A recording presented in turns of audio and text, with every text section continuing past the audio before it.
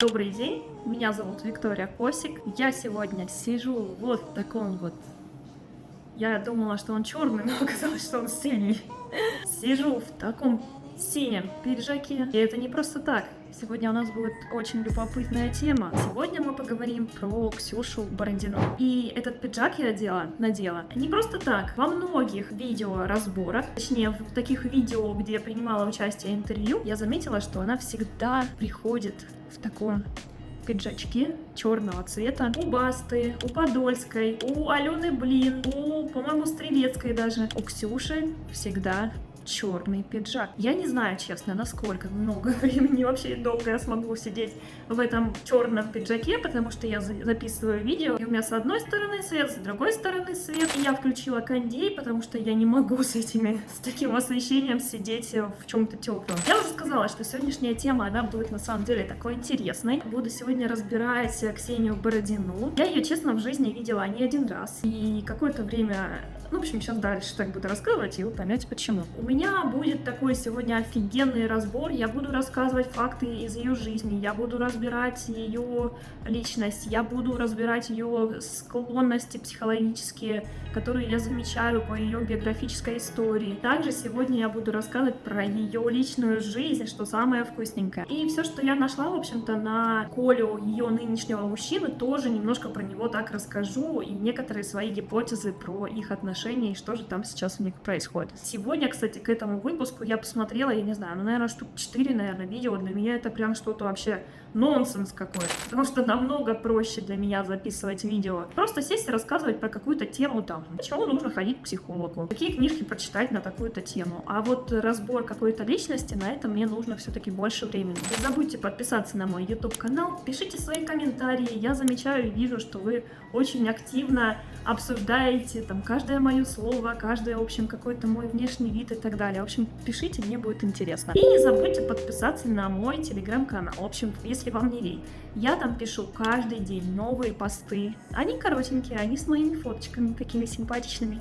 Вот, поэтому подписывайтесь. Я там, кстати, рассказываю про ближайшие мои группы, после группы какие-то послевкусия рассказываю. Кому интересно более глубоко так почувствовать тему отношений, сложности реально на практике в теме отношений с какими-то жизненными примерами. Я там рассказываю жизненные примеры. Понятно, что все меняю, обобщаю. В общем, подписывайтесь, если вам интересно. И уже пиджак я сниму. Сегодня я буду подглядывать к себе в тетрадочку. Кстати, вот я не представляю, как она приходит на эти интервью. Как вообще сидеть в пиджаке. Я прихожу на группу, если я, например, наделаю пиджак, я его снимаю, либо вот так снова наверх надеваю. Потому что как-то вот крутить руками, вертеть что-то, рассказывать, для меня я и пиджак, и это, в общем, что-то, это как верхняя одежда, но не основной какой-то мой образ. Давайте уже начнем. Рассказывать мне сегодня, на самом деле, вам прям очень много. Я здесь себе вот страница, вторая страница. В общем, тут рассказывать на 2 дня. Монтажер мой будет в шоке. С самого начала я расскажу некоторые такие факты из истории Ксении Бородиной. На самом деле фамилия ее Амоева была, но она ее сменила. Она 83-го года рождения, в марте родилась, в 2 года у нее развелись родители. Я думаю, сейчас очень важно, вот, в общем, вот эту часть, которую я сейчас рассказываю про ее детство, она не просто так, потому что потом те выводы, которые я буду ставить и додумываться, в общем-то, догадываться, они будут основаны на каких-то, в общем-то, фактах, которые я сейчас так перечислю. И вообще любой анамнез, который я собираю, там, работая с клиентами, я собираю сначала факты, что есть в жизни. Вот это, вот это, вот это. Понятно, что в разборе, когда я разбираю каких-то звезд, здесь сильное отличие есть, в отличие от того, что как я работаю с клиентами, потому что пласт информации в 2 раза больше появляется, когда человек приходит на консультацию. И он может рассказывать, что от него все уходят, все его там используют, бла-бла-бла-бла-бла. А на терапии, допустим, когда я с этим человеком, я могу замечать, что этот человек меня использует, этот человек мной манипулирует, этот человек со мной, в общем-то, ведет так-то. То есть я могу сверить то, что человек говорит, и то, что он транслирует в отношениях. Когда же я разбираю звезд, это, любой человек, любой психолог, который разбирает звезд, это очень, такие гипотезы. Они всего лишь одна сторона, возможно, этой личности, а другую сторону, если бы я работала конкретно с этим человеком, я могла бы эту сторону только замечать лично в контакте с этим человеком, что именно он транслирует в отношениях. И поэтому, кстати, в начале этого видео хочу вас пригласить на мою терапевтическую группу, случайно как-то вышло. вышло? Потому что именно на практике, именно в процессе того, как вы выстраиваете отношения, вы можете заметить именно на группе, что такое вы транслируете, как вы вообще предъявляетесь, как вы выстраиваете отношения, как у вас получается спорить, конфликтовать, отстаивать свои границы, или вообще это не получается. И моя группа, их сейчас 2 онлайн в Москве, они направлены на это. Чтобы, во-первых, заметить, как вы это создаете, как вы это делаете, потому что людей на группе там около 7 человек, вам это будет возвращать. И после этого, когда вы будете это замечать, у вас появится следующий шаг, возможность как-то меняться. Поэтому мои терапевтические группы, они чисто про практику. Да, я могу там давать какие-то книги, но смысл терапевтической группы длительный. Это, как я и сказала, сначала заметить, как вы себя ведете конкретно здесь, конкретно с этими людьми, конкретно со мной. Мы же люди, мы отыгрываем то, что нам привычно. И конкретно на практике попытаться поступать уже по-новому. Это не те группы, где там, я слушала у Вероники Степановой, подписывайтесь на мою группу, каждый месяц, каждую неделю мы болтаем на разные темы. Это не то. Потому что я понимаю, что Вероника Степанова и другие вообще там, вот почему-то я не слышала, чтобы именно ютуберские какие-то психологи вот на классическую терапевтическую группу звали. Вот про практику. Я не знаю, может быть, у них там какой-то левел 200, им это не интересно. Мне чисто интересна практика. Я практикующий психолог, и мне безумно интересно, в общем, вести классические терапевтические группы. Не просто дать теорию, а реально увидеть, как человек контактирует, что он отыгрывает. Ну, то есть это вообще совершенно другое направление. У Вероники Степановой больше теоретическая какая-то такая информация. Книги, возможно, там вот все вот про вот осознанность. Это больше как мой, получается, телеграм-канал бесплатный. У меня же практическая часть на моих терапевтических группах. Давайте я уже приступлю дальше к разбору Ксении Бородиной, а то мы так видео никогда не закончим. В 2 года ее родители развелись, и выходит так, что мама выходит замуж за итальянского архитектора. Мама вышла удачно очень замуж. Маму звали Ирина. И любопытный факт, почему ее мама выбрала не детей, не своего ребенка. Мама выбрала своего мужа. Мама, получается, решила, что 5 лет ребенку его можно оставить бабушке, Ксюшу, получается, и уехать выстраивать свою личную жизнь. И выходит так, что в 5 лет Ксюша остается с бабушкой, а мама живет за границей. Папа, когда родители ее, получается, развелись, папа тоже такой достаточно интересный мужчина. По описанию Ксении я слышала, что вот она приходила как раз на интервью к Бартону и рассказывала про своего отца. Там очень интересные такие отрывки были, которые, я думаю, здесь важно показать. Она рассказывала, что ее папа очень авантюрный, что ее папа мог так на стол бросить деньги. Как он там отсчитывает, и мне казалось, вот папа бы так кинул деньги, понимаешь, вот этот добрый жест, широкий, и это круто, понимаешь, там.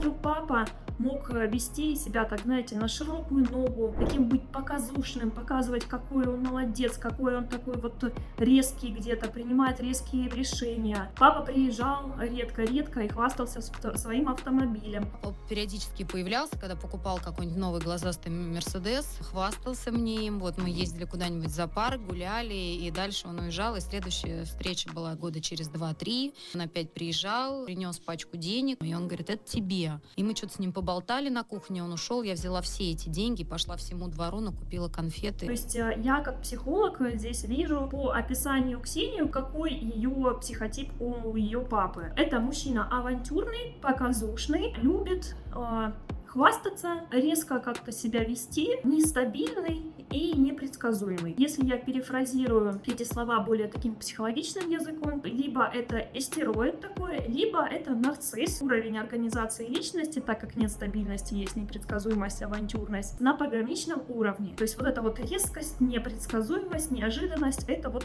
про это. Это такой, знаете, задаток на то, что мужская фигура имела у Ксюши вот такой вот привкус, либо это истерический такой флёр. Все равно я обращала внимание на мужиков, которые идентичны с моим отцом. Я больше все-таки к нарциссическому склоняюсь. И уровень личности пограничный. Пограничный уровень это может быть употребление, это могут быть какие-то зависимости, это может быть какие-то даже сложности с законом, отсутствие возможности идти в диалог, но постоянная такая жизнь на кортизоле, на адреналине, все интересно, классно, вечные измены и невозможно быть в стабильности.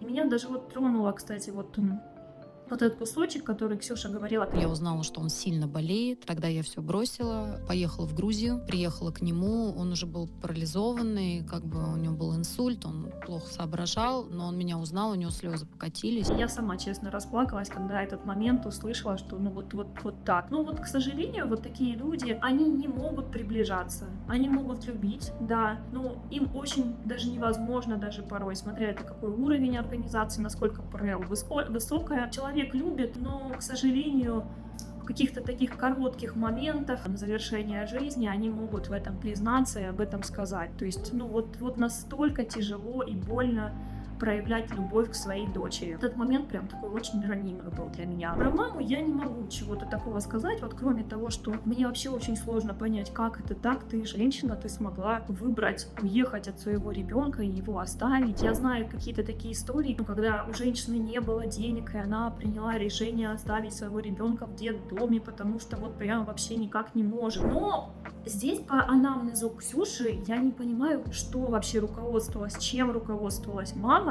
В 5 лет у тебя маленький ребенок, тут развод в 2 года был, а ты выбираешь вообще уехать в другую страну и видеть ребенка в летние праздники, летние, как они называются там? Летние каникулы, точно. То есть, что мы видим? Такой папа, криминальный авторитет, адреналинщик, непредсказуемый, такой человек на пограничном уровне, желающий постоянно хвастаться, как-то предъявляться так нестандартно, быть каким-то особенным, показывать, какой я мощный, смотрите, на каком Мерседесе я здесь подъехал. Далее я начну говорить про личную жизнь Ксении, про первые ее отношения, и постепенно буду уже так сказать про настоящие ее отношения. Первое отношение, про которое я вообще нашла в интернете, это Леонид Нарушкин, участник группы «Динамит». 2000 год по 2005 год у них были отношения, и он умер какая-то была авария, и, к сожалению, он погиб там. На протяжении, получается, 5 лет у него были отношения с Ксенией. До этого Ксюша закончила, кстати, гостиничный менеджмент, и в 2002 по 2005 она была редактором программы «Окна». Работала с Дмитрием Нагиевым. В общем-то, уже какой-то опыт телевизионного, в общем-то, выступления у нее был. Ее даже показывали там раз на раз, даже в каком-то кадре. Так, моя челочка принесла здесь вообще. Ну, нормально. Пенза. Есть Пенза, да? Пенза есть, Пенза, да. Он из Пензы, мой папа, и он идеальный мужчина, и я искать такого. То есть вообще, конечно, неприятный такой сюжет, события. Ходит так, тут первые отношения, мужчина просто умер. Ну вот, конечно, прям тоже так, ну, некоторой такой болью для меня откликается эта история. Следующее отношение — это ее первый муж, ее реальный брак. Первого мужа у нее звали Юрий Будагов. Как она говорит, у нас общение не удалось, вообще коннекта не было. И она, кстати, и у Бартона рассказывает, что... Мой первый муж также вот поступал, мы куда-то приезжали, и он взял и оплатил всем парковку, понимаешь? Вот там 200 человек гостей было, и он всем оплатил парковку. Ее первый мужчина, именно Юрий, он был очень похож на отца. Кстати, в 2023 году он был объявлен в розыск. Очень похож, в общем-то, на папу. Но это, знаете, это не какая-то свежая информация. Она во многих своих интервью про это и говорила, что именно образ отца, он сильно отразился на то, каких мужчин она выбирала. Ну и конкретно, конечно, она говорит про Юрия Будагова, но потом я расскажу, что на самом деле это не только про Юрия, но и про других мужчин, которые, в общем-то, были в ее жизни. И выходит так, что в 2008 по 2011 у них были отношения, они были женаты. И выходит так, смотрите, вот какая хронология, как вообще выстраиваются взаимоотношения у Ксюши. В 2008 у них была свадьба, в 2009 уже появляется Маруся. Вот этот момент, где знакомство, брак и ребенок происходит очень быстро. Эту динамику я заметила не в первый раз, не в одних отношениях, которые я наблюдала. Это вот такая вот спешка. Спешка появилась с первым вот этим вот мужем. То есть родилась Маруся, и она родилась в каком-то быстром таком приближении, в быстром создании отношений. Следующие отношения были, это, я думаю, вы уже и знаете, Курбан Амаров, Курбан, либо Зима, либо кто-то его называет стакан с кальмарами. В общем, как только его уже не обсирают и не говорят на него всякие гадости. И, ну, вот как-то, в общем, не очень приятные какие-то вещи на этого мужчину говорят. Внешне такой мужчина, ну, правда, он чем-то, знаете, так напоминает какого-то стриптизера для меня. Вот либо тренера, либо стриптизера. Но он не выглядит каким-то ботаном в библиотеке, которых там я встречаю, там, или, я не знаю, в МГУ. Ну, вот вообще не этот образ. А вот у меня, вот, как я увидела Курбана, в общем-то, вот, когда они там стали встречаться, первая мысль — это какой-то стриптизер. Либо какой-то мужчина, который был актером, наверное, там, я не знаю, каких-то сценических сцен, ну, странных каких-то с сексуальным оттенком. Ну, то есть для меня вот как-то внешний образ такой какого-то инфантильного мужчины, который очень заинтересован в внешнем своем облике. Ну, то есть первостепенно сразу по человеку видно приоритет в проведении времени именно в физической нагрузке и спортзале. Вот такие у меня сразу были мысли. И заметьте, здесь получается уже второй такой есть момент, очень повторяющийся по сценарию у Ксюши. Выходит так, что в 2015 году у них начались отношения, у них был брак, и в 2015 году, в тот же, получается, год, когда она женилась, появляется дочь, зовут ее Тиона. То есть уже видим два повторяющихся момента. Это быстрое приближение, только-только брак, бац, беременность и рождение ребенка. То есть нет такого момента, где они там бракосочетание прошло, и через какое-то время, там несколько лет, они присмотрелись друг к другу, и она забеременела и родила ребенка. Здесь такого нет. И здесь, заметьте, что-то происходит со скоростью. Дальше я расскажу, что именно. И по слухам, и точнее даже это не просто по слухам, а конкретно это было в интервью у Стрелец, она рассказывала про то, что Курбан изменял просто направо и налево. Вот со всеми... Блин, я вот не знаю, как можно было по его внешнему виду этого не понять. Я не знаю. Ну ладно. То есть мужчина такой показывал, что вот, мне вообще ничего не нужно, не популярность твоя. Хотя вообще вот как только, мне кажется, он стал где-то транслироваться и показывать, что у него отношения с Бородиной, мне кажется, он там и книгу написал, где-то снимается, и где-то принимал участие. Ну то есть он постоянно как-то пытался публично где-то выступать. И через какое-то время Ксюша уже не смогла выдерживать эти измены и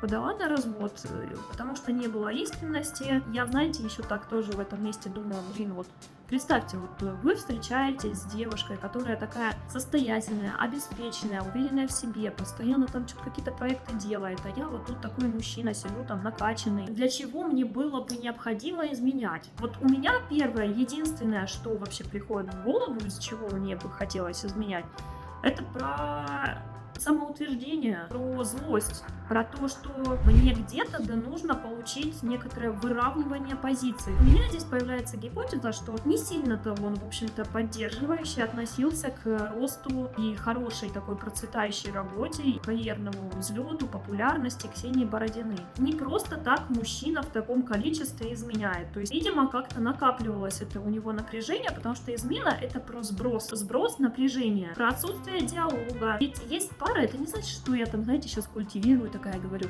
вот, изменять вообще не надо. Другой момент, есть такие пары, которые ведь, правда, они изменяют, но они остаются с друг другом. Есть пары, которые находятся в отношениях, и у них есть, даже, кстати, есть известный психолог такой, культивирует полиаморию. Но здесь четкая эта грань такая идет.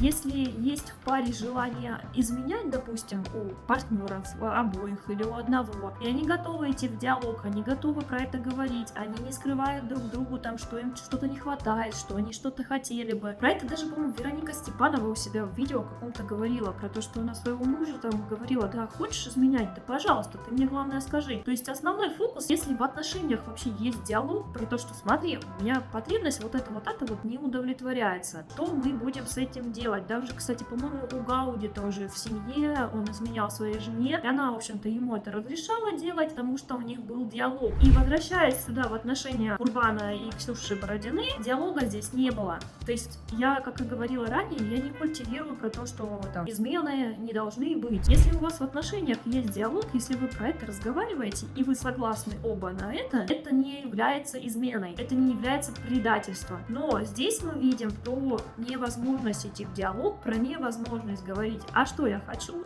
спорить, отстаивать свою позицию, злиться, причем это регулярное, многократное неоднократная измена, следовательно, это про сброс какого-то напряжения, которое невозможно прожить в паре. Ты сказала, часто мы не разводимся, потому что нам стыдно на это пойти. Кстати, об этом я писала посты в моем телеграм-канале. И здесь я немножко хочу, так знаете, добавить про вот эту тему злости и напряжения, некоторый такой анамнез Ксюши про Дом 2 немножко и про, наверное, маму, так скажу. Я думаю, тема злости вообще, она одна из таких важных тем у Ксюши Бородиной. Почему? Потому что, ну, давайте вот представим, если вы маленький ребенок, 5 лет, и от вас уезжает мама. Какое чувство вы будете испытывать? Еще и папа тоже куда-то ушел в закат и, ну, как-то вот пропал, обещает на день рождения приехать, а не приезжает, и говорит, что вот я тебе куплю какие-то вещи классные на день рождения, а потом пропадает и говорит, что ой, никак ничего не получится, у меня чемодан украли. Это чувство злости, оно из анамнеза ярко, ну так, подсвечена. Следующая яркая такая фигура, которая транслирует злость и напряжение, это Ксения Собчак. Как мы видим, есть даже кусочек видео, которое было вот как раз таки, транслировали его везде. Насмешку, что ли, это взяла? Вы смотрите, вот давайте посмеемся.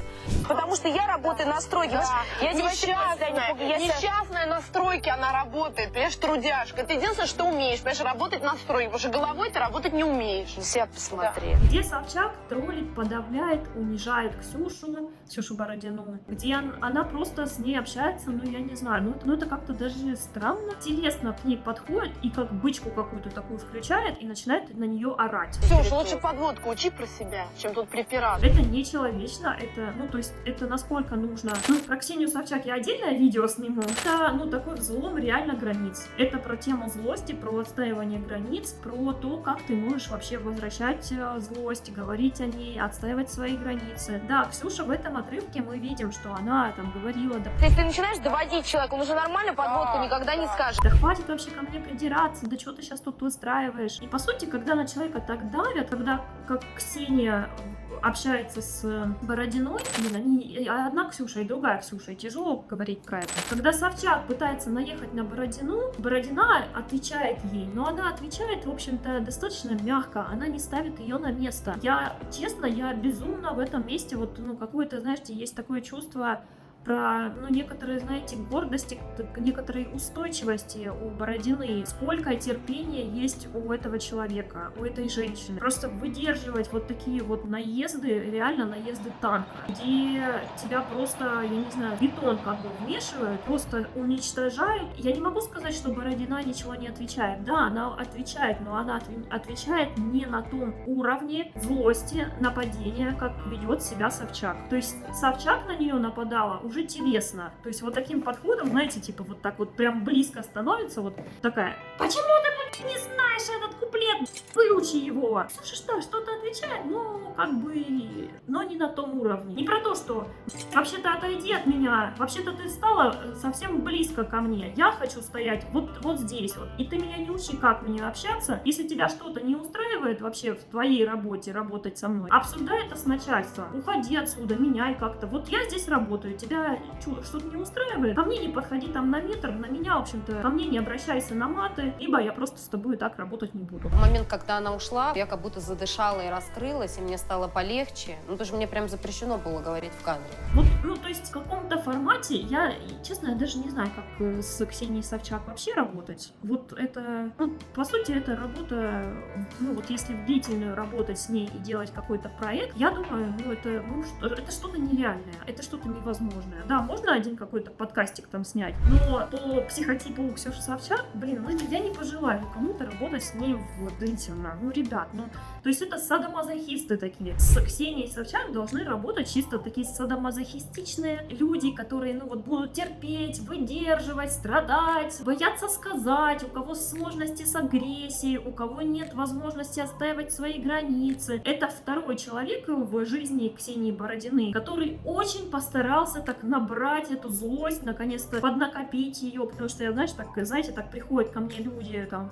психотерапии, они такие, да, у меня муж там, да, меня бьет, да, он там со мной плохо общается, потом говорю, а как вам это, как вам то, что вы говорите, что чувствуете? Ну так некомфортно. И вот порой в таких ситуациях нужно поднакопить, чтобы уйти, чтобы сказать, там отвали от меня, со мной так нельзя общаться, нужно человеку поднакопить. И мы здесь по анамнезу у Ксении Бородиной видим первоначально первых два источника. Это был отец и мать, где она так копила, как ребенок. Потом уже во взрослом таком осознанном возрасте здесь появляется фигура Ксении Собчак, такая собака на привязи, хочется сказать, которая палец в рот не клади, вот границы сотрет нахрен все. И тут Ксения Бородина пытается как-то как-то отстаивать. Я безумно за нее, честно, рада и горжусь, что она вообще просто не стояла, не молчала и не говорила, ну да, вот знаете, там, ну да, извини. Можно же было и так сказать. То есть какой-то постепенно, ну знаете, так, этот стержень, он накапливался, и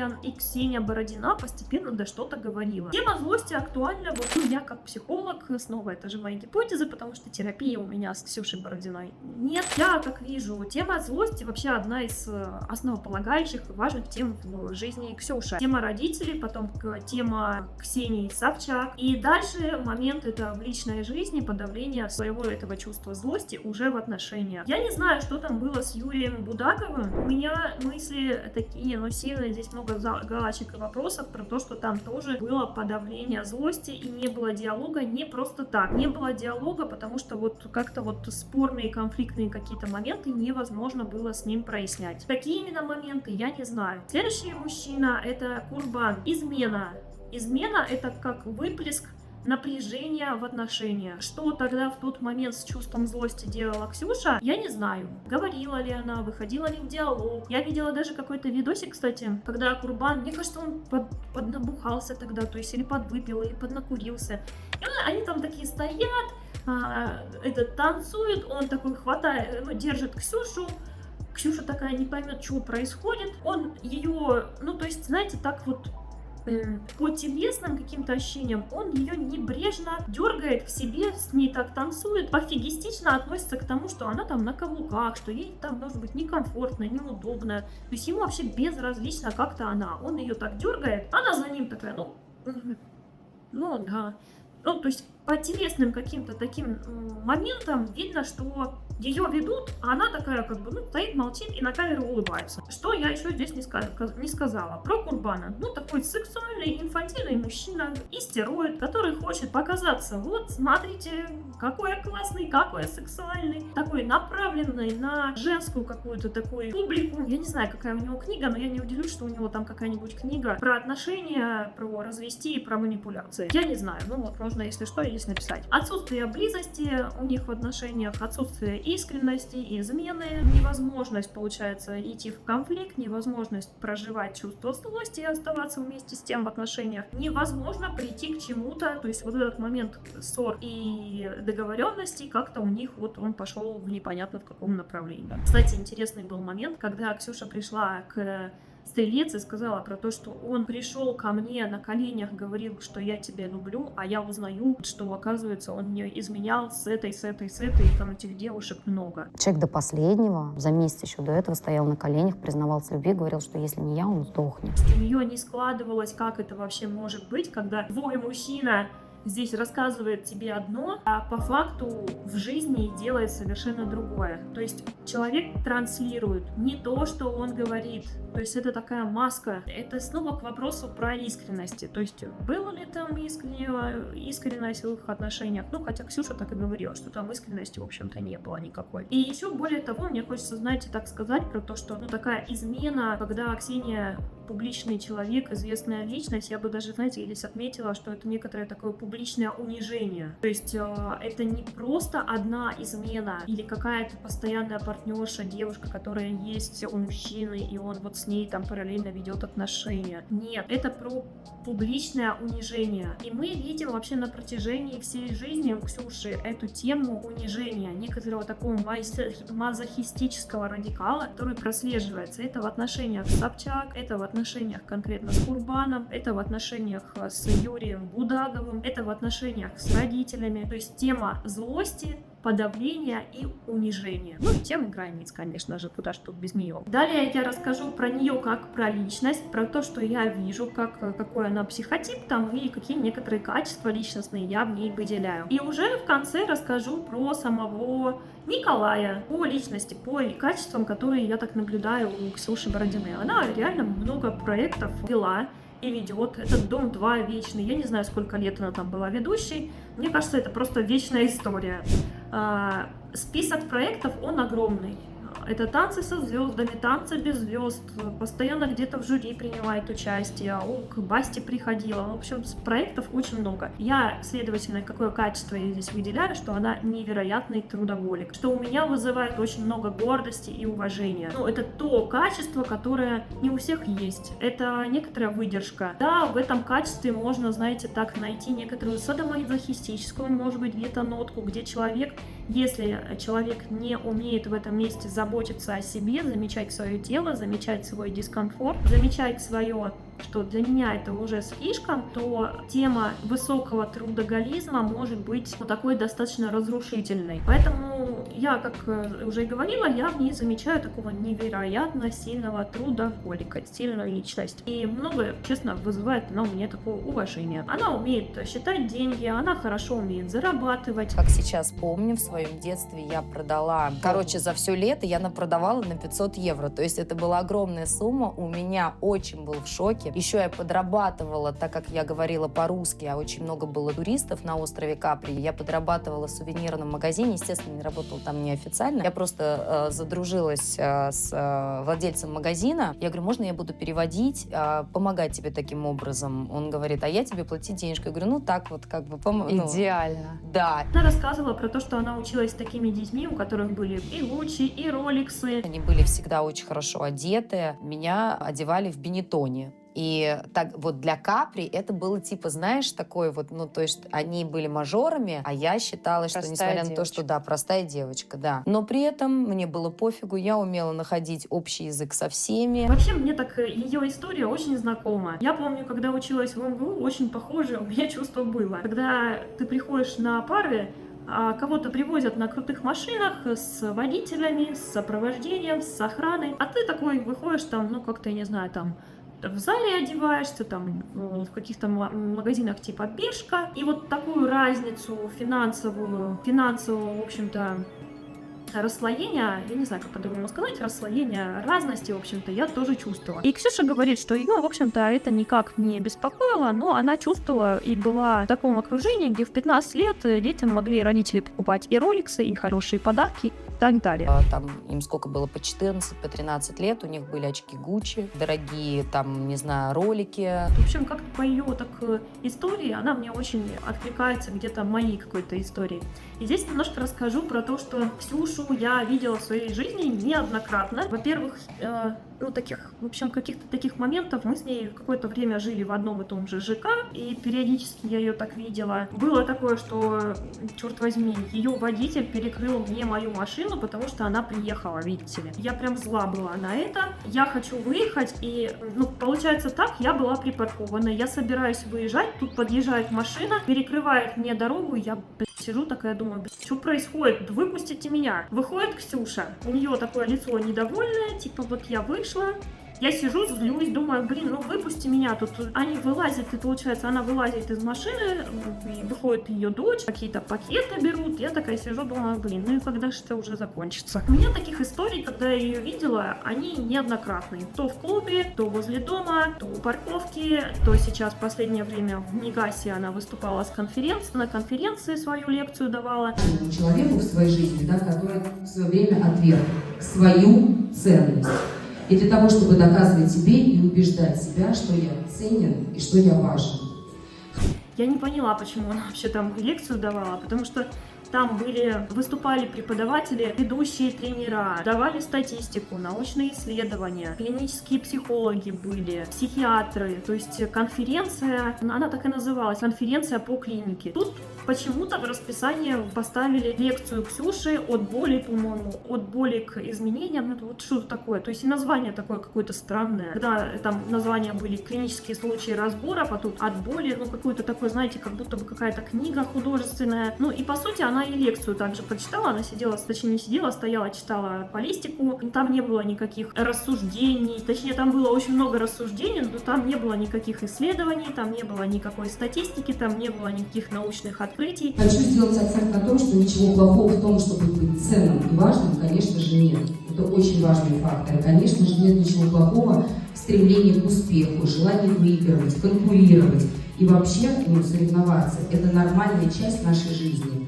Там чисто она стояла, рассказывала, ну это и про мою жизнь тоже, это про мой опыт тоже. И в конце такая встала и говорит, ну я надеюсь, у вас нет никаких вопросов, а то я тогда пойду. Я в этом месте, знаете, горжусь ее такой вот трудолюбием, такой некоторой такой резкости выходить. Я спросила там у соседей, говорю, а вы знаете, на какой ступени она учится, почему ее вообще утвердили, почему она эту лекцию читает? Они говорят, она на 2-й ступени сейчас учится. По сути, на 2-й ступени выступать с лекцией, ну это как-то странно, это еще не, ну, совсем недостаточно высокий уровень, ты даже не на супервизора учишься. Ты еще на 2-й ступени, это даже базовую программу ты не прошел, а тебя уже ставят в расписание, что ты будешь вести лекцию на 200 человек на конференции, плюс еще там, я не знаю, сколько-то человек онлайн. Это должна быть такая внутренняя уверенность, я не знаю, твердолобие даже где-то, самоуверенность. Хотя, когда она читала лекцию, по ней было видно и чувствовалось, знаете, такая... Но важно понимать, что в случае гиперкомпенсации эти достижения на самом деле не дают ощущения внутренней ценности. Было в 2024 в декабре. Ну, знаете, какую-то часть я в ней увидела, и в конце она тоже так говорила про то, что я надеюсь, вы там задавать вопросы мне не будете. То вначале сказала про то, что я переживаю, как я сейчас выступлю.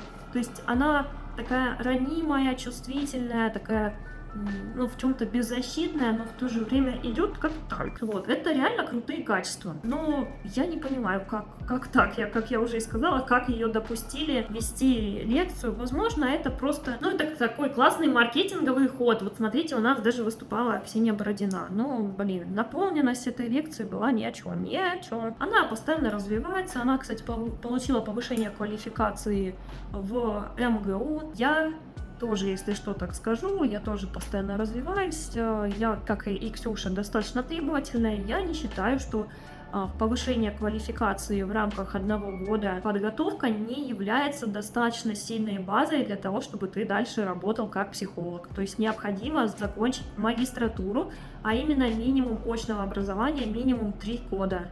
Это лично мое мнение, и некоторые сайты, некоторые агрегаторы, я считаю, правильно так поступают, они не принимают с вот такой вот подготовкой, как у Ксюши, даже если это МГУ, который человек заканчивает за 1 год. То есть просто в реальности невозможно за 1 год выучить и понимать, ну вот базу некоторую там Фрейда, Выгодского, базу некоторую психологическую, ее невозможно за 1 год, в общем-то, пройти. Она развивается, спору нет, вот как я и говорю. Сейчас, кстати, сделала свою программу, свой канал на YouTube-канале. Молодец, я вот, ну, правда, реально круто. Следующее ее качество, которое я так выделила, это ответственная и требовательная. Ее качество как ответственность и требовательность мы очень сильно можем понаблюдать, как эти качества ее проявляются в общении с ее детьми. Если сейчас в особенности мы выделяем Марусю и говорим о ней, то я очень много от нее требовала, когда она была маленькая. Мне казалось, что она должна быть совершенной. Сейчас многие подумают, что я обманываю, там не поверят. В год она уже говорила. Ну, не предложениями, конечно, но очень много слов знала. 1,5 года уже были предложения. К 2 годам она уже очень много слов на английском знала. Как это возможно? То есть она воспитывала ребенка вундеркинда. То есть это некоторое такое желание было сделать своего ребенка идеальным. Ты на ребенке хочешь сделать все, чтобы он был самым лучшим, самым послушным. Тебе кажется, что вот все, вот ты должна быть самой лучшей мамой, у тебя должен быть самый красивый, самый лучший ребенок. Марусю она пыталась сделать лучшей версией себя. Я переживала, потому что я продолжала работать, и я думала, как мне быть. Такое, знаете, как нарциссическое расширение, что я должна сделать свою дочь идеальной, я должна в нее вложить все самое лучшее. И она мне очень сильно помогает, как она умеет готовить, как она обожает печь. У нее получаются какие-то шедевры, вот просто противень каждый раз, и каждый раз какие-то новые шедевры. Даже идеально умеет готовить. Маруся — это знаете, такие плоды воспитания. Я не думаю, что там такое теплое и приятное воспитание было от Ксении Бородиной. Но она так и говорила. Ну, в общем, мы на первых детях мы еще не сильно-то и понимаем, что такое родительство. Все самые большие глобальные ошибки мы совершаем на первых детях. И получается, Маруся отказывается от съемок в «Ревизора», выбирая школу. Я читала, что в 2017 году Марусе поступило предложение стать соведущей детского «Ревизора». Но ты Да. отказалась. Не я отказалась, она отказалась. Почему? Потому что это невозможно было совмещать со школой. Ребенок хочет быть актрисой, и она отказывается от съемок, говорит, что школу я больше выбираю. То есть, ну, это вот какой ребенок бы так сделал? Тот ребенок, у которого была мать контролирующая, рационалистичная, которая была бы требовательная, и как будто эта фигура уже у ребенка перешла в другие объекты, как школа. А в школе Маруся учится достаточно жесткой, требовательной, которая регулярно требует, чтобы Маруся училась, постоянно уделяла время и внимательно обучению. Маруся и отказывается от съемок в «Ревизора» и выбирает все-таки школу. Я не очень понимаю, как это вообще возможно в таком возрасте, в 15 лет, выбрать не то, что ты хочешь, а то, что надо. То есть это должен быть внутренний уже объект такой, который, ну, внутренний, я не знаю, объект, субъект сказать. То есть внутренняя такая уже предрасположенность к тому, что я должна отказываться от своих желаний и должна делать то, что надо. Это, следовательно, появляется из воспитания такого жесткого. Была следующая ситуация. 6 лет Маруся занималась гимнастикой, которая ей вообще ни хрена не нравилась. Эта гимнастика наплевалась этой гимнастикой. Но я старалась с ней ездить на все вот эти соревнования. А дальше я понимаю, что она уже страдает. Но ее тренер позвала тренировать маленьких детей. И это тоже такая большая гордость для меня была. Бородина пыталась ей сказать, что да ладно, это все нормально, вон у меня все знакомые, у меня есть знакомые из гимнастики. Вообще так классно быть гимнасткой. Мама пыталась ее, в общем-то, склонить к гимнастике, но все никак не выходило. И потом в какой-то момент Бородина ей сказала: давай ты либо вот все-таки гимнастикой будешь заниматься, ну вот хотя бы еще полгода еще потерпи. То Марусь подходит, говорит: мам, можно я в этом году брошу гимнастику? Я говорю: давай в этом нет, давай еще ты походишь, и если через полгода ты мне скажешь, что все это насилие, я не хочу, я тебе обещаю, что мы бросим гимнастику. Проходит полгода, она говорит: мам, я не хочу. Она и в Марусе воспитывала вот эту вот мазохистичную такую часть. Страдай, мучайся, терпи. Ну и Маруся пошла. Маруся реально, это такая девушка, реально очень красивая девочка, которая очень похожа, во-первых, на Бородину и имеет тоже такую мазохистичную личность, которая, ну, как можно 6 лет страдать, мучиться. Я сейчас даже вспоминаю, у меня были клиентки, я не буду говорить про какой спорт, но тоже там не 1 год, и потому что мама сказала. Ну, такой воспитанный ребенок, хорошо, мама, в общем-то, вложила такой стержень, терпеть, молчать и делать то, что надо. И Маруся терпела 6 лет. Но в следующий момент, как личность, какие качества я вижу у Ксюши, ну, понятно, что она очень красивая, сексуальная, внешне привлекательная. Это, знаете, так, несложно, в общем-то, заметить. Она маленького роста в жизни, я ее видела. Худенькая, ну, маленького роста, может быть, относительно меня, потому что я 1,77 м без каблуков. Ксюша, я не знаю, какой у нее рост, она ниже меня. Вот в столовой я ее, кстати, видела, когда мы стояли в перерыве. Она ниже меня, но она на каблуках была. Вот что-то такое. То есть внешне она реально красивая, сексуальная, такая даже, знаете, какая-то девочка такая уязвимая. Ну, может быть, это рост ее еще так вот дает. В общем-то, некоторая такую хрупкость прям в ней чувствуется. Следующее качество — это она такая заботливая, точнее, это не заботливая, а эмоционально зависимая. Это мы собираем сейчас, знаете, так разные куски, про которые я сегодня говорила. Это про способность человека залипать в отношения, не уметь обращаться с чувством злости, проживать такую мазохистическую историю в отношениях, терпеть, страдать, молчать и не говорить. Такой жертвенность где-то. Но главное уцепиться за другого и остаться быть с ним. Потому что маму и папу я удержать не смогла, но все равно в моей жизни будет надежда, что кого-то да я смогу удержать и показать, что какая же я классная, что, в общем-то, я достойна на то, чтобы меня выбирали. Я вот готова была впахивать 24/7. Мне просто важно было услышать, сказать: Ксюш, мы в тебя верим, мы тебя любим. Эти унижения, что ты пережила, то, что у тебя отнимали гримеров, то, что график был ненормированный, но мы тебя любим и уважаем, и ты вот значимый персонаж. То есть Ксюша такая личность, где она постоянно пыталась всем доказать, что она достойна, чтобы ее заметили, достойна признания. признания, достойна, чтобы ее хвалили, чтобы вообще ее воспринимали не Бородулечка, а реально Ксения Бородина. Когда долго об этом не говорили, потом моя ситуация переросла в злость. И я подумала, хватит быть удобной, вот этой хорошей девочкой, вот этой мягкой, пушистой Бородулькой. Меня же никогда даже по имени не называли. Никто не называл Ксенией. И я как-то быстро ушла из этого образа Бородульки, переключилась на эту Бородину. Вот эта вот вся история, это что же про это про злость, про то, что ее уничижительно как-то там обзывали, называли, она такая, ну ладно. В какой-то момент, когда уже ушла эта Ксюша Собчак, Бородина наконец-то расцвела.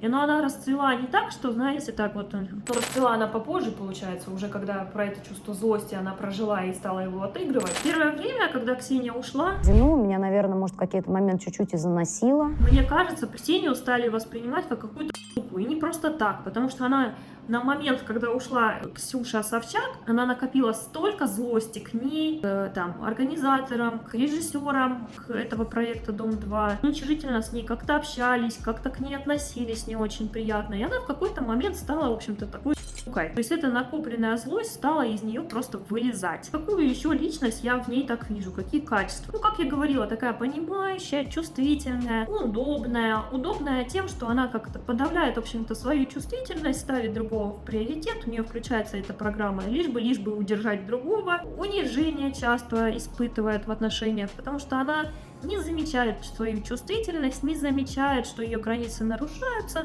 и через это, получается, начинает накапливать, появляется некоторое уничижительное отношение к ней, которое она не успевает как-то отреагировать, как-то остановить другого человека, вместе с этим начинает копить. То есть это некоторый такой сценарий. Еще я замечаю, знаете, такую некоторую другую часть в ней, это такая баба-танк. Таким голосом, да, я тут сказала! Прям такие басовые такие вот, прям такие нотки, и с такой маской холодной, безразличной, бесчувственной. Ну что ты там сделал? Знаете, она как будто бы в себе воспитала, вот есть вот эта вот ранимая, нежная, маленькая девочка, там вот красивая, ухоженная. И вместе с этим такая субличность. Я тут вам сказала, тут надо вот так вот, тут сделал, быстро пошел. То есть какого-то быдла мужика, который сейчас вот тут все порешает. Ну, то есть, как, знаете, крайность. То ли ты нежненькая, то ли ты тут мочишься. Середины как будто бы сложно добиться. Давайте уже приступим к этому Николаю Сердюкове. Я понимаю, что если я так дальше буду рассказывать, то это еще на 2 дня. Это Николай Сердюков. По внешности. Ничего он вам так не напоминает. Я, кстати, тоже родилась в Ставрополе. Не знаю, мне почему-то его лицо очень знакомо. Где-то я его видела. Внешне он такой, знаете, выглядит таким бандюганом каким-то, но бандюганом из такой команды, где парень, такой парень сыкливый. То есть это не вождь, это не какой-то главарь, а какой-то такой вот там вот где-то вот я сижу там на 3-й ступеньке снизу. Вот, то есть такой не мужчина, а хочется почему-то его назвать так мальчик. То есть он на 5 лет младше Ксюши. Начались у них отношения в августе 2024 года. И выходит так, что они почему-то сразу решили их транслировать. То есть я видела видео, я не подписана на Ксюшу везде, но когда я стала видео смотреть на тему Ксюши, я видела, что они уже выкладывали видео и летом, то есть, получается, у них только начали отношения, и через какое-то время там теплые моменты такие были, то есть на улице было тепло. Они выкладывают видео, как они там обнимаются, целуются, то есть у них в отношениях, заметьте, это уже 3-е отношения, или какие там, или 4-е, 3-е отношения в очень высокой скоростной динамике. Я говорила ранее про психотип личности Ксении, у нее есть склонность к эмоциональной зависимости. Это спешить, не замечать, что ты купишь, самострадание, вот это включается жертвенная позиция, мазохистическая нотка. Получается, начались у них отношения и сразу транслируют. Зачем? Вот это у меня основной вопрос. Зачем это надо? Ему 36 лет, по психотипу он истероид. И, кстати, и Ксения тоже, она истероид, она не нарцисс. Нарцисса я больше так все-таки отнесла бы в Ксению Собчак, где за каждой фразой есть такое самоуничижение и превосходство, а я вот получше. Вот такое вот, знаете, типа некоторое такое сравнение, а вот я-то лучше. Такая из-под тишка вот так вот подойти, это нарциссическая штука, это больше про Ксюшу Собчак. Здесь я этого не вижу, то есть нет такого, что у Ксюши есть такое, как бы, зайду с заднего прохода и вот скажу всем, какие они чмыри. В общем, как и Николай, так и Ксюша, они такие истероиды. Николай, я бы сказала, как я и говорила, в группировке я его как-то вижу таким мальчиком на 3-й партии, с какой-то такой заниженной самооценкой, чуть подавленной. Хотя это вот эту динамику подавленного такого мальчика я как-то чувствую именно с Ксюшей. Я смотрела видео его с его другой девушкой, бывшей женой Алиной, Акимова, по-моему, его зовут. С ней... Все мои вещи всегда должны быть там разложены, постираны, поглажены, посуда не должна стоять в мойке, все может всегда все вымыто, протерта посуда. К сожалению, с Леночкой есть одна проблема, у нее все в беспорядке, везде валяется. Когда? Всегда! Он себя ведет по-другому. С ней он себя ведет подавляюще, кстати. Это он при Ксюше сейчас себя так ведет. А вот с Алиной там он как раз-таки был другим. Ксюша рассказывает про то, что когда она познакомилась с Николаем, он вообще ей первоначально показался как грубый нарцисс. Мы познакомились, и та картинка, которая была нарисована у меня в голове, там мне почему-то казалось, там, что он, там, грубоват. Мне казалось, что он такой сильно нарциссичный, самовлюбленный. Но через время ее мнение изменилось. Но при этом, когда я узнала Колю поближе, я поняла, что, да, эти качества в нем все есть, но при этом есть огромное количество других качеств, которые просто это все перекрывают. У меня, честно, такое мнение и осталось, что он такой либо истеричка, либо нарцисс, но есть грандиозный нарцисс, а есть нарцисс такой подавленный. То есть по-разному можно нарциссов воспитывать. Можно их грандиозно подпитывать, что ты всемогущий, либо его постоянно унижать и сравнивать. И вот унижать и сравнивать, это вот про Колю как раз таки. И она вот так и говорила, что по внешности сначала, первоначально, когда она его увидела, вот сначала ей показалось, что он такой грубоватый, нарциссичный, пофигистичный. Я считаю, что он такой и есть. А вот когда он понял, что Ксюшечка походу клюет,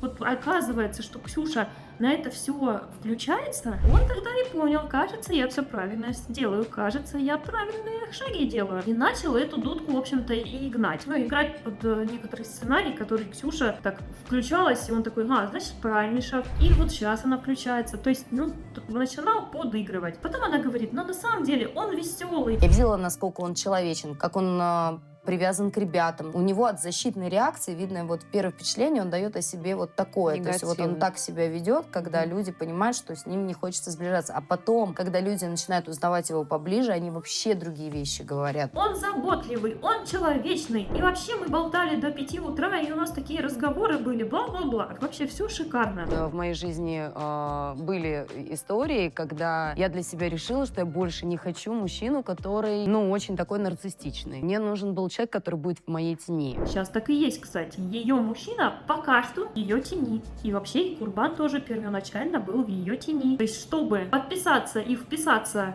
в отношения с Ксюшей, это просто проходная монета. Вот так просто и нужно начинать отношения, если все отношения у Ксюши так и начинались. Причем мне потом подруги рассказывают, говорят, ты помнишь, ты прилетела и все уши про него прожужжала, а я в какой-то момент прилетала на день рождения своей дочери. Но это было настолько бессознательно, то есть я рассказывала про него, и мне казалось, что я чуть-чуть рассказала, а девочки говорят, мы час слушали историю про Николая, хотя, еще раз повторюсь, ничего еще не было. Ничего еще не было, но Ксюша уже думала о нем, говорила о нем. Я в этом месте хочу сказать про то, что так как у Ксюши есть склонность спешить, лететь, быстро удерживаться, быстро хвататься, лишь бы даже она еще не понимает, с кем она в отношениях, а включается эта штука про родителей, лишь бы удержать, лишь бы показать, что я достойна. Когда мазохистическая вот эта штука про то, что я истерплю, я выдержу, да ладно, я не буду говорить. Про то, что да ладно, стерпится, слюбится, да я сейчас промолчу. Вот эта вот штука включается в отношениях у Ксюши, получается, и выходит так, что она в этих отношениях начинает проигрывать эту же историю. То есть с Николаем происходит все то же самое. И я здесь в этом месте не сильно верю в то, что происходит в отношениях и то, что Ксюша рассказывает. То есть, если бы мы работали как терапевт и клиент, здесь могли бы быть расхождения. И 100% я замечаю, с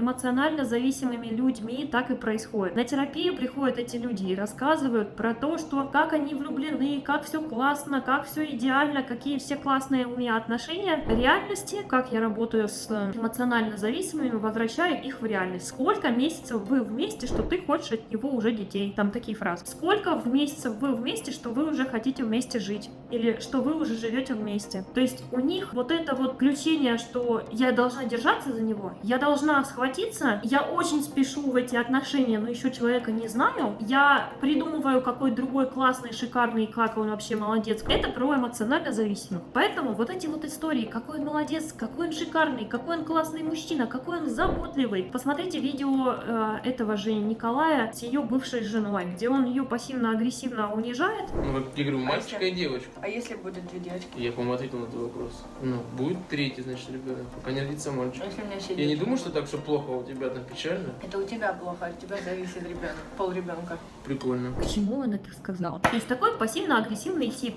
Да и более того, там был момент... Всегда это все везде валяется. Носки Алина сняла, кинула. Ты сейчас рассказываешь, и все люди подумают, что ты свинья.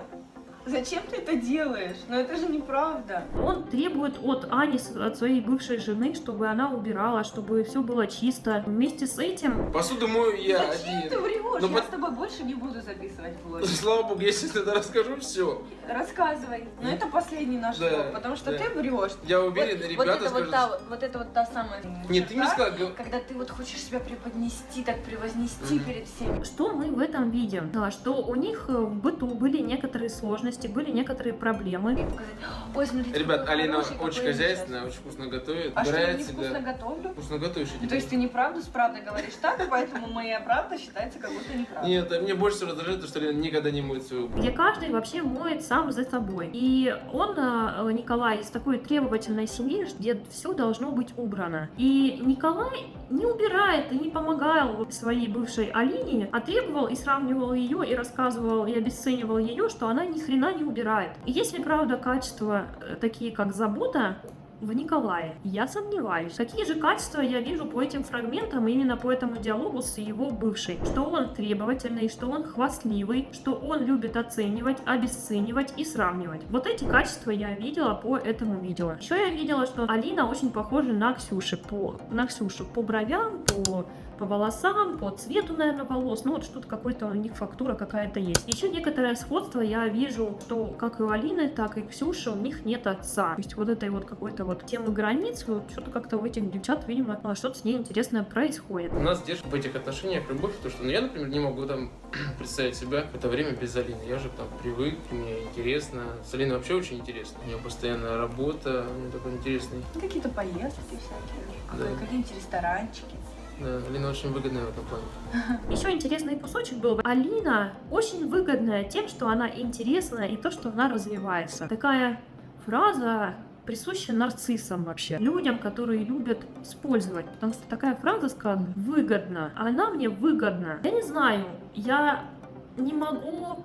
Ну, знаете, правда, мои рассуждения, они, ну, как бы такие... основаны на маленькой выборке фактов, на отсутствие реальных жизненных каких-то проживаний, процессов рядом с этим человеком, как с Николаем, так и с Бородиной. Я с ними не встречалась в жизни, точнее, с ней встречалась, но не была в каких-то близких отношениях, либо как терапевт, они не приходили ко мне в терапию. Но по тому, что я вижу вот по фрагментам видео, вот эта фраза выгодная.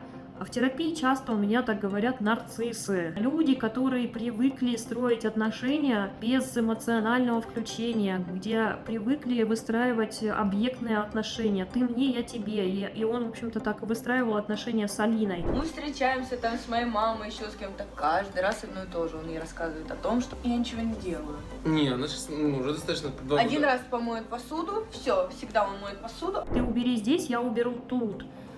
Да, ну, как бы, и если ты это не делаешь, то он злой ходил, то он ее брал там и сравнивал с кем-то. То есть про некоторую такую пассивную агрессию, про невыраженность, про сложность диалога. Ну, в общем, какие-то у меня резкие такие моменты есть, которые, ну, так под вопросиком вообще появляются, а как же он вообще выстраивает отношения. Было настолько бессознательно. То есть я рассказывала про него, и мне казалось, что я чуть-чуть рассказала. А девочки говорят, мы час слушали историю про Николая. Хотя, еще раз повторюсь, ничего еще не было. Ксюша уже нафантазировала, влюбилась в Николая, напридумывала. Уже стала приходить к подружкам и рассказывать про Николая, как он классный и чудесный на час. Когда она еще вообще с ним ни в отношениях не была, ни намека про отношения не было, ничего. То есть опять зависимый сценарий, отыгрывание, проигрывание. Конечно, Ксюша будет рассказывать, что нет, я уже изменилась. И она, кстати, она учится на гештальт-терапевта. Ну, она только пошла на вторую ступень. Рано еще говорить про то, что там есть какие-то супер изменения, и прям вот групповая терапия и личная терапия ей помогла. Да, это реально классное направление, в котором она может начать осознавать, выходить, не спешить. Но я вижу по фактам ее сейчас жизни, она спешит. У нее отношения начались тут полгода назад, они уже везде протранслировались, они уже приходят к нумерологу и рассуждают там про детей, они уже вместе живут, полгода прошло. В августе они начали встречаться, в декабре, вот сейчас получается январь. Месяц назад он ей сделал предложение. Это ни о чем не говорит про скорость, там нет, вот как вот вы думаете, а? И вообще посмотреть на его внешний вид. Вот ни на кого, никого он не напоминает, а? Ну вот так вот.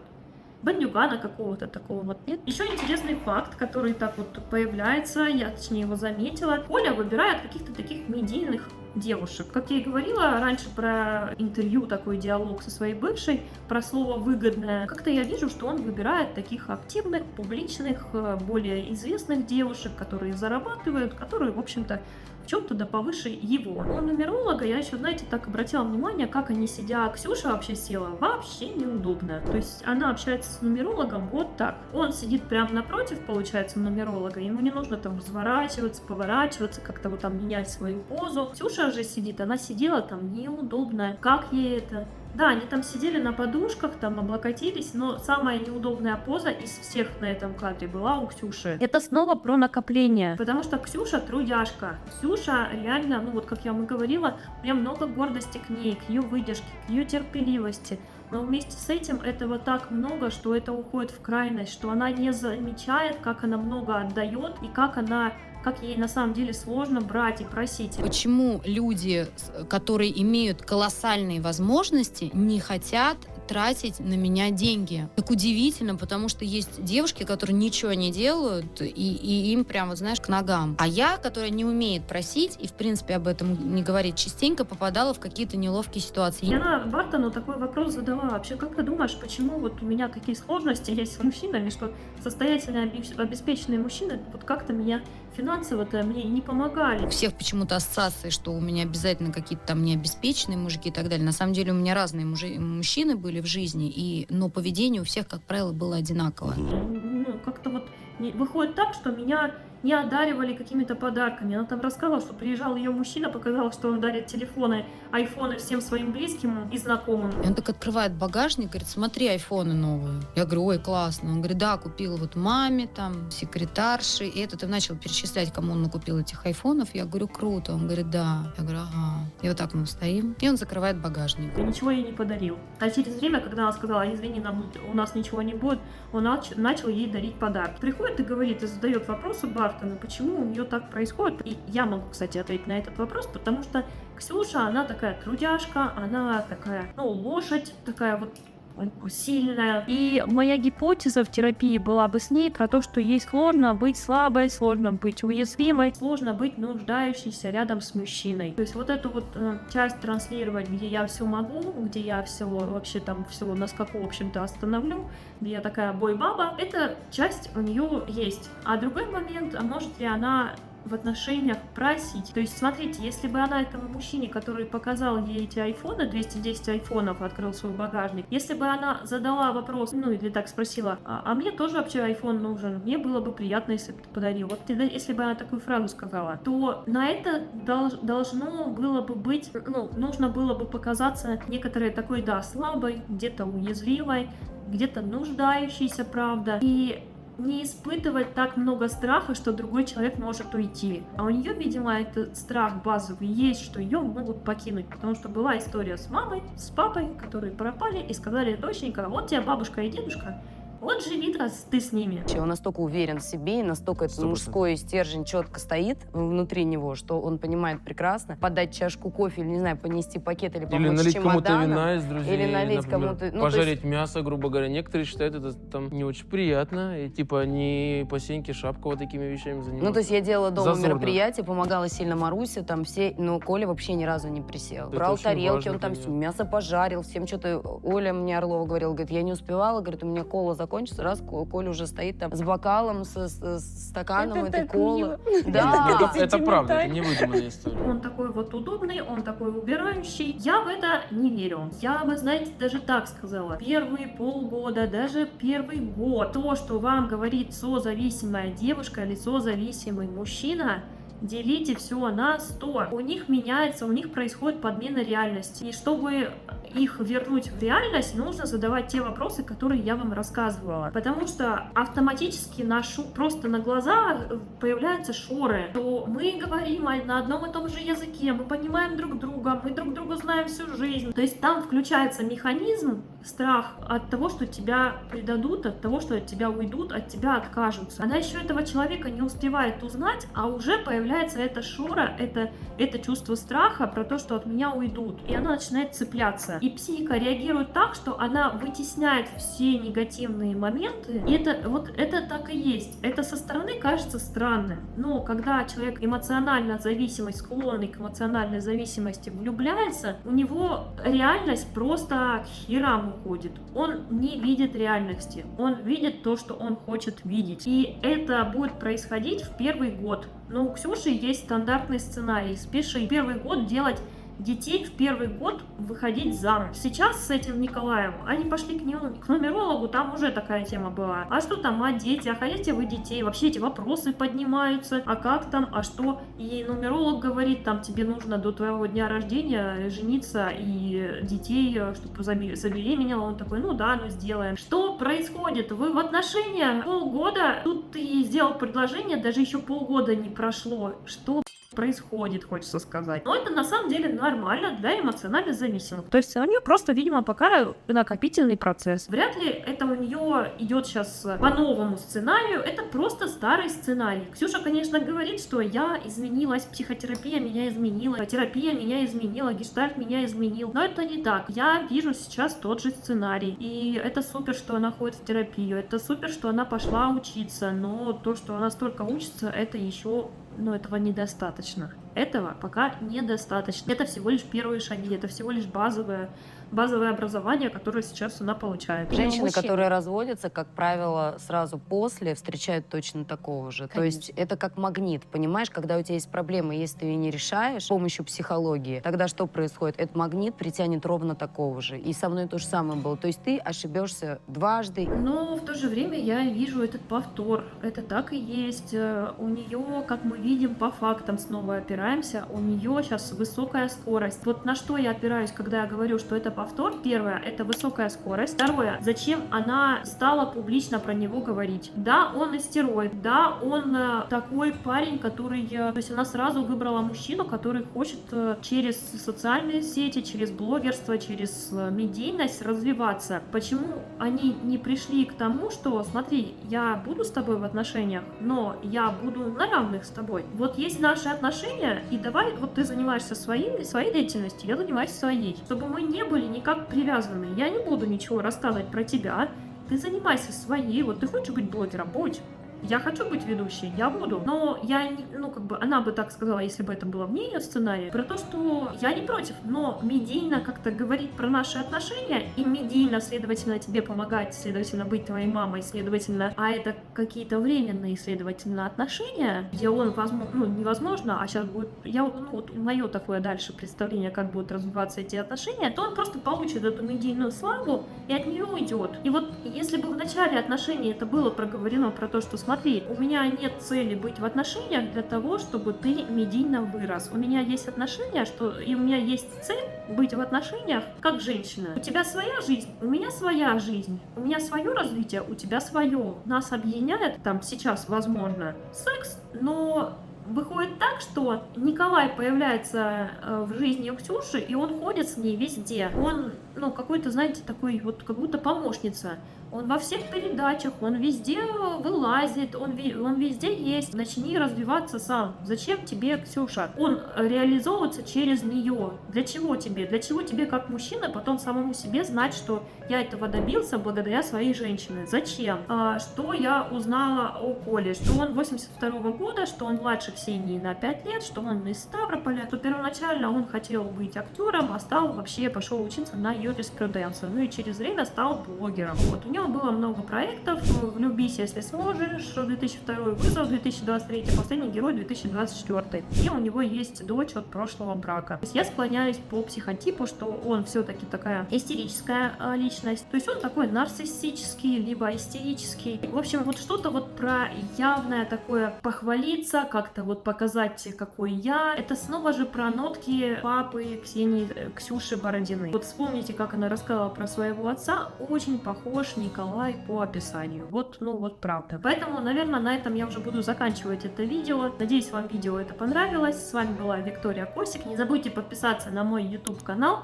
Я в этом видео старалась не говорить там какие-то оценочные такие суждения, хотя, наверное, вышло так, что где-то было оценочно. Ну ладно, вот, не забудьте подписаться на мой телеграм-канал, пишите ваши комментарии, согласны вы с какими-то моими гипотезами или нет. До скорых встреч, всем пока!